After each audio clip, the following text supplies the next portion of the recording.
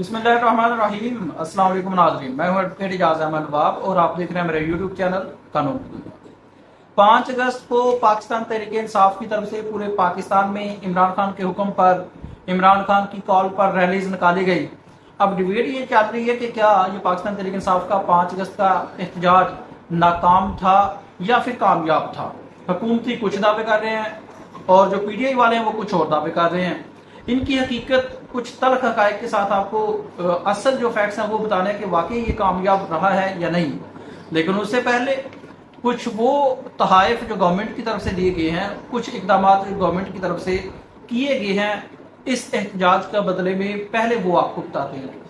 पाकिस्तान तहरीक इंसाफ की तरफ से एहतजाज किया गया।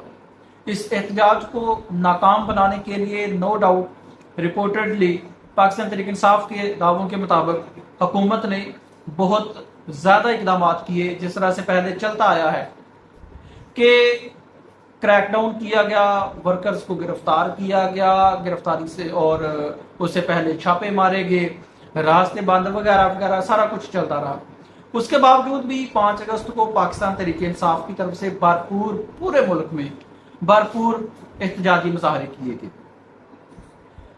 अब इस एहतजाज के बदले में पाकिस्तान तहरीक इंसाफ ने क्योंकि मुख्तलिफ प्लान बनाए थे और उनका ये प्लान था कि हर एरिया का मेंबर अपने अपने हल्का के हालात के मुताबिक एहतजाजी रैली निकाले और फाइनल प्लान ये दिया कि जो मेंबर्स हैं, मेंबर्स कौमी असम्बली हैं, वो पहले मेंबर कौमी असम्बली में जाएंगे, वहां पर अपना एहतजाज रिकॉर्ड कराएंगे, उसके बाद फिर अडयाला जेल जाएंगे। अब सबसे पहले जब ये एहतजाज हो रहा था 5 अगस्त को, जब ये एहतजाज हो रहा था, आपने 5 अगस्त माइंड में रखना है कि हुकूमत की तरफ से पाकिस्तान तहरीक इंसाफ पर एक ये एतराज किया गया कि 5 अगस्त यौम इस्तेहसाल कश्मीर के तौर पर मनाया जाता है, तो इन्होंने 5 अगस्त का दिन ही क्यों चुना। तो उसका सबसे पहला ये जवाब है कि क्योंकि इमरान खान को गिरफ्तार ही 5 अगस्त को किया गया था। अगर यौम इस्तेहसाल कश्मीर का इतना शौक था तो फिर आप 5 अगस्त को गिरफ्तारी ना करते, कोई और दिन रख लेते। अब अगर 5 अगस्त को यौम इस्तेहसाल कश्मीर मनाना था तो 5 अगस्त को ही इलेक्शन कमीशन ने पाकिस्तान तहरीक इंसाफ के 9 मेंबर्स को नाअहल करार दिया। उस वक्त जबकि पाकिस्तान तहरीक इंसाफ एहतजाज कर रही थी, एहतजाज ना करने पर आमादा ना हुई और मेंबर्स ने हर सूरत एहतजाज करने का कहा हुआ था और किया, तो इलेक्शन कमीशन ने जब एहतजाज पीक पर था, रूज पर था, तो पाकिस्तान तहरीक इंसाफ के 9 मेंबर्स को नाअहल कर दिया, जिनमें शामिल हैं Shibli Faraz opposition leader senate, Umar Ayub opposition leader कौमी असम्बली, हामिद रजा, उसके बाद है जी जरताज गुल, अंसर इकबाल, जुनेद शाही, हसन नवाज, राय मुर्तजा इकबाल, राय हैदर अली। इन 9 मेंबर्स को नाअहल कर दिया, इनकी सीटें खाली करार दी। उसके बाद हुकूमत ने जो दूसरा तोहफा दिया इस एहतजाज के बदले में, जो दूसरा गुस्सा निकाला, वो ये था शेख वकास अकरम। शेख वकास अकरम को असम्बली में 40 दिन लगातार गैर हाजिरी पर हुकूमत की तरफ से नून लीगी MNA नौशीन इफ्तिखार ने एक करारदाद पेश की असम्बली में और उस असम्बली के जरिए शेख वकास अकरम की सीट को खाली करने का प्रोसेस शुरू कर दिया गया, जिसको स्पीकर साहब ने उस करारदाद को मंजूर भी किया। तो ये दूसरा धक्का था, जबकि 40 दिन जिसकी बेस पर इनको हटाया गया है कि ये 40 दिन लगातार कौमी असम्बली में पेश नहीं हुए। इसके पीछे 2-3 एग्जाम्पल्स लेते हैं। कुलसूम नवाज ने इलेक्शन लड़ा, होती हो गई, डी सीट नहीं किया गया उनको। उसके बाद जी इसहाक डार साहब इलेक्शन लड़ा, सेनेट का सेनेटर बने, हलफ उठाए बगैर बाहर रहे 3-4 साल, उसके बाद फिर वापस आए, फिर आके उन्होंने हलफ उठाया, सेनेटर बने, वजीर बने, सारा कुछ चलता रहा, लेकिन किसी को डिसाइड करने का ना तो ख्याल आया और ना ही किसी ने किया, क्योंकि जमहूरी रवायात हैं, जमहूरी इकदार हैं। नवाज शरीफ साहब कितनी देर से असम्बली में नहीं गए, क्या उनको किसी ने डिसाइड करने का ख्याल किया है? लेकिन क्योंकि जमहूरियत इस वक्त उनकी अपनी है, घर की है, तो वो जो चाहे कर सकते हैं। इसके बाद जो तीसरा तोहफा हुकूमत की तरफ से इनको दिया गया वो ये था कि इतने बड़े एहतजाज के बावजूद, 5 अगस्त के बावजूद, मुलाकात का दिन होने के बावजूद भी पाकिस्तान तहरीक इंसाफ को इमरान खान के साथ मुलाकात नहीं करने दी गई। جن کو اپرووڈ لسٹ جن لوگوں کی دی گئی تھی ان کو بھی جیل میں ملاقات نہیں کرنے دی گئی، باوجود اس کے کہ عمران خان کی فیملی اور وکلا رات کے تقریباً 11 بجے تک دھرنا دیے بیٹھے رہے تھے چکری پر، تو وہاں پھر اس کے باوجود بھی ان کی عمران خان کے ساتھ ملاقات نہیں ہونے دی گئی۔ اب یہ کچھ واقعات تھے جو حکومت کی طرف سے کیے گئے احتجاج کے بدلے میں۔ اب آتے ہیں اس طرف کہ احتجاج کامیاب ہوا یا ناکام ہوا، تو وہ میں آپ کو سب سے پہلے یہ بتاتا چلوں کہ احتجاج کامیاب کیا ہوتا ہے۔ احتجاج کامیاب کیا ہوتا ہے؟ احتجاج کامیاب وہ ہوتا ہے کہ جس میں جو مقصد بتایا گیا ہو وہ پورا ہو۔ مقصد کیا ہے؟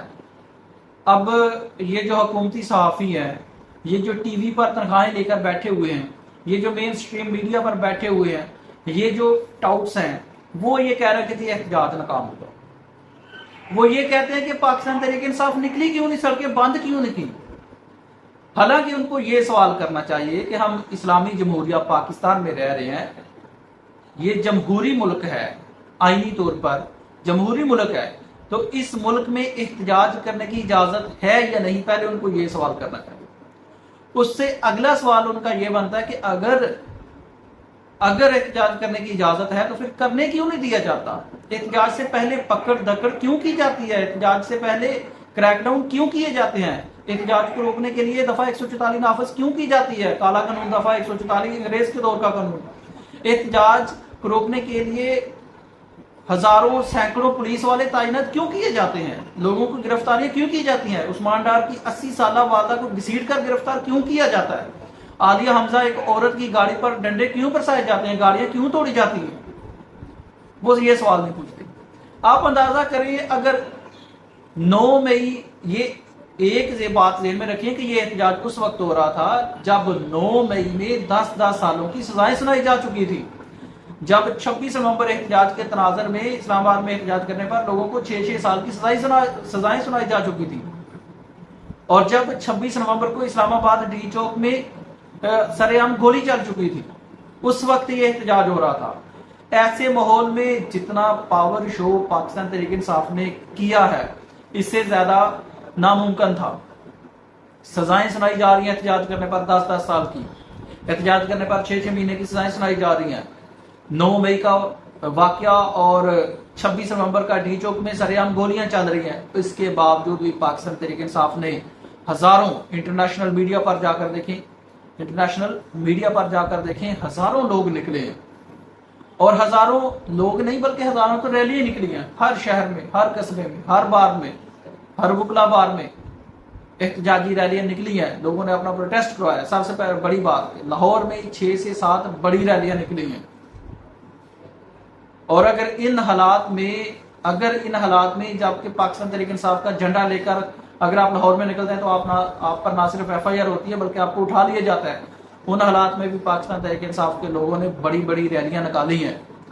تو اس تناظر میں اگر دیکھا جائے تو پاکستان تحریک انصاف کا جو احتجاج ہے انتہائی کامیاب رہا ہے۔ ہاں، بہرحال کچھ لوگوں سے شکایات ہو سکتی ہیں، کچھ شہروں سے شکایات ہو جا سکتی ہیں، کچھ ٹکٹ ہولڈر سے شکایات ہو سکتی ہیں، ان کو پاکستان تحریک انصاف کو پوچھنا بھی چاہیے، ان کی جگہ تنظیمیں نو کرنی بھی چاہیے، اور جو لوگ نہیں نکلے ان کی جگہ نئے لوگ بھی سامنے آنا چاہیے، سامنے کرنا چاہیے، تنظیمیں نو ہونی چاہیے۔ بہرحال اوورآل پاکستان تحریک انصاف کی طرف سے ایک کامیاب احتجاج رہا ہے۔ اب تک اتنا ہی، شکریہ۔